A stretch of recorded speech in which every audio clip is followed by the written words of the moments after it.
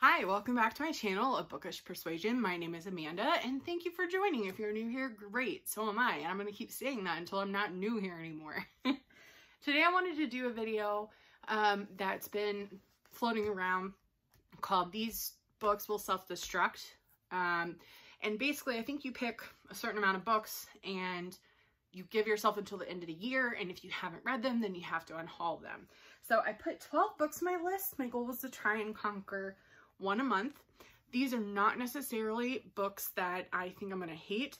They're just, there's a couple things. They're books that I've already tried reading once and didn't finish. Books that I've owned for a long time and never picked up but I'm still wanting to read. Books I honestly don't know what they're about. I just bought them at some point in time and they just need to be read or go away. There's a book in here that I hate the cover of. And there is, I think, like one or two books that I just don't think I'm interested in anymore, but I wanted to give it a try because I liked something else by the author or something similar like that. So I'll just quickly talk about these 12 books and give you a brief overview. I don't know much about many of them, but we'll just get started. So the first one is 1,000 Pieces of You by Claudia Gray. I actually just read this for January, so this is already off the self-destruct list, but it was on there beginning of the year.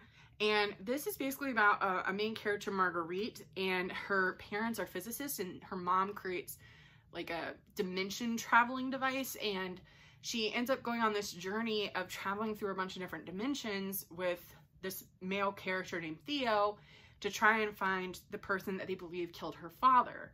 And it's just the story of them jumping through all these different dimensions. And anyway, I thought it was okay, but this was on my self-destruct list. It's no longer on there. I bought this at the time off Book Outlet years ago because I thought it was a beautiful cover and I just didn't know what it was about. So that was the first one. Now the next one is a series. I have read at least like the first book of the Chronicles of Narnia series. I have this bind up. I got it years ago for like $2. It was awesome. And I love big, thick paperbacks. So I don't want to get the individual series. I like the whole thing, but I really want to read the whole series. So I do not want to get rid of this. This is really on the list to motivate me to read the whole thing. This is by C.S. Lewis. So if you guys have motivation for me, let me know. I remember reading the first book and really, really liking it when I was younger. So I have a feeling I'd probably really enjoy this series now. The next one on my list is The Book of Lost Things by John Connolly. I don't know anything about this. I don't like the cover. I bought this at a book sale years ago.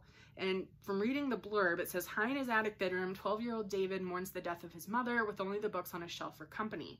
But these books have begun to whisper to him in the darkness. Angry and alone, he takes refuge in his imagination and soon finds that reality and fantasy have begun to meld. I just thought the synopsis sounded really cool. I still do want to read this. I just really hate this cover. So I'm putting it on the list to motivate me. And if I don't read it, then I get rid of it and I don't have to look at the cover anymore. I really don't like the cover. So there's the third one. The fourth one is actually a book I found at the Dollar Tree a couple years ago. Falling Kingdoms by Morgan Rhodes. Now, this book is a fantasy series. I know there's a whole collection of them. This is by, oh, I already said it's by Morgan Rhodes.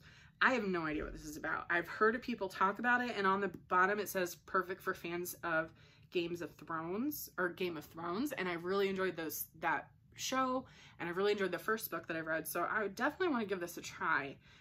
Reading the blurb on the back here, it seems to be 3 characters. So Aranos is a privileged, well, okay, hold on. It says privileged Princess Cleo is forced to confront violence for the first time in her life when a shocking murder sets her kingdom on a path to collapse. The king's son, Magnus, must plan each footstep with shrewd, sharp guile if he is to earn his powerful father's trust, while sister Lucia discovers a terrifying secret about her heritage that will change everything. And then rebellious Jonas lashes out against the forces of oppression that have kept his country cruelly impoverished. So it sounds like there may be multiple points of view. It sounds like a fantasy. It sounds like a kind of like figuring out who killed somebody. I think it sounds good, but I just haven't read it, and this is motivation. Do you want to read it? I just haven't, so that's my motivation, is putting it on this list. The next one is Son of a Witch by Gregory Maguire. I really do not have an interest in reading this anymore.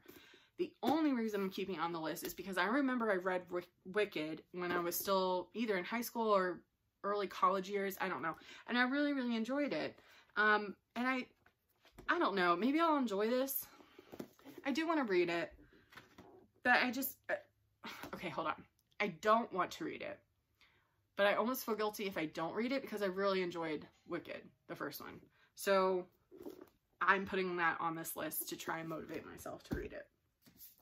Next is Long May She Reign by Rhiannon Thomas. This is another book outlet buy from years ago that I don't know anything about, but the cover was cool.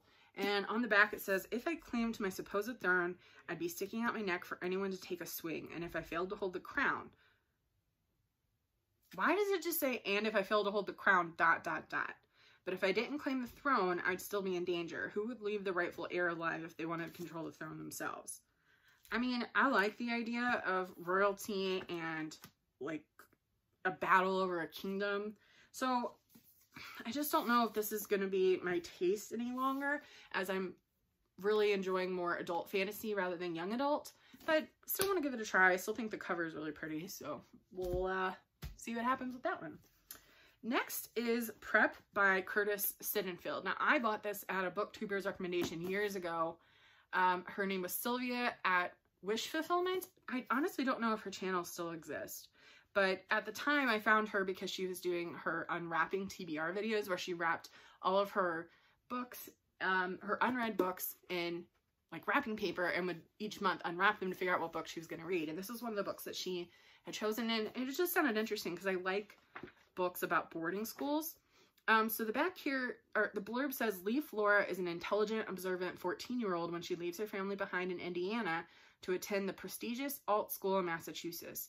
Over the next 4 years, her experiences at Alt, complicated relationships with teachers, intense friendships with other girls, and all-consuming preoccupation with a classmate who is less than a boyfriend, and more than a crush, coalesce into a singular portrayal of the universal pains and thrills of adolescence.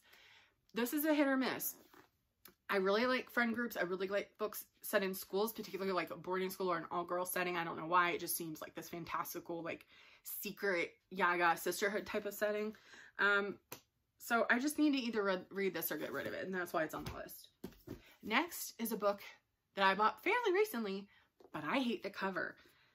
It's called The Sacrifice Box by Martin Stewart. Now, I have seen other covers, so I'm thinking if I do not read this one, that I might buy a different cover because it sounds really cool.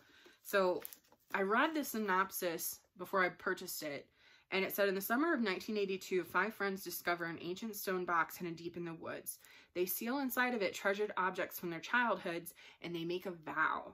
Never come to the box alone, never open it after dark, and never take back your sacrifice. 4 years later, a series of strange and terrifying events begins to unfold, mirrors inexplicably shattering, inanimate beings coming to life, otherworldly crows thirsting for blood. Someone broke the rules of the box, and now everyone has to pay, but how much are they willing to sacrifice? So it sounds like a really cool book, super dark, super just confusing, but I want to read this. I just really hate the cover. So this is motivation to read it, and if I like it, I'll buy the other cover. Next is another book. I should not have bought this one. I really have no interest in reading this. It's Ronit and Jamal by Pamela L. Laskin. As far as I'm aware, this is a Romeo and Juliet retelling, which I'm not super fond of, but I loved the cover. I bought this several years ago, and I haven't read it, and it's tiny. Oh, it has deckled edges. I didn't know that. Or deckled pages. I think that's what it's called. I didn't know that they did. So this is Ronit is an Israelite girl. She lives on one side of the fence, and Jamil, a Palestinian boy, lives on the other side. They are only miles apart, yet separated by generations of conflict, much more than just the concrete blockade between them.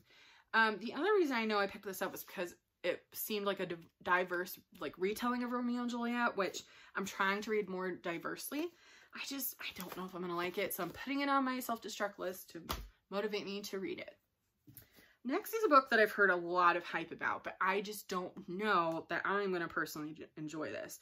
It's Station 11 by Emily St. John Mandel. I think it's about like musicians and they're traveling.